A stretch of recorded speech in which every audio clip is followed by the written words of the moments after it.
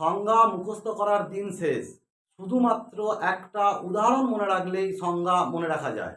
সেটা কি কৌশলে তৈরি করা যায়, আজ সেই ভিডিও আমি তোমাদের দেখাবো।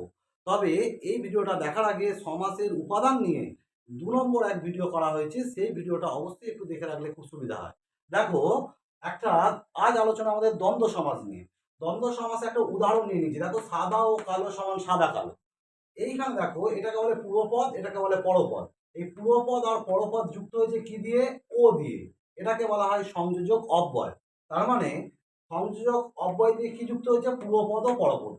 পরপদ একটা বৈশিষ্ট্য পেয়ে গেলাম, কি না দ্বন্দ্ব সমাসের পূর্বপদ এবং পরপদ সংযোজক অব্যয় দ্বারা যুক্ত হয়। এই যে লিখেছি পূর্বপদ ও উত্তরপদ, মানে এটাই পরপদ। আর এক নাম পদ সংযোজক অব্যয় দ্বারা যুক্ত হয়। এবারে এই সাদা ও কালো, এই দুটো নিয়ে তৈরি হয়েছে একটা পদ, সেটা হচ্ছে সাদা কালো। এখন অর্থ প্রাধান্য ব্যাপারটা আসি।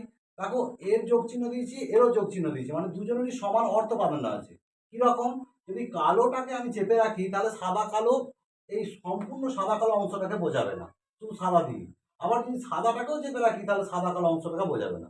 তার মানে সাদার গুরুত্ব যতটা, কালোর গুরুত্বও ঠিক ততটা, অর্থাৎ সমান অর্থ প্রাধান্য আছে। তাহলে উভয় পদেরই, মানে এটারও এবং এটারও উভয় পদেরই সমান অর্থ প্রাধান্য পায়। তাহলে বোঝা গেল।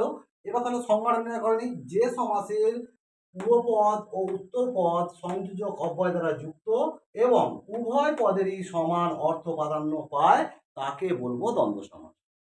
ব্যাস, এই একটা উদাহরণ মনে রাখলেই তোমরা কিন্তু দ্বন্দ্ব সমাসটা মনে রাখতে পারবে। যাই হোক, আজ এ পর্যন্তই। ভিডিওটা যদি ভালো লেগে থাকে অবশ্যই লাইক, কমেন্ট, শেয়ার করতে ভুলবে না, এতে আমি খুব উৎসাহিত হব। ধন্যবাদ।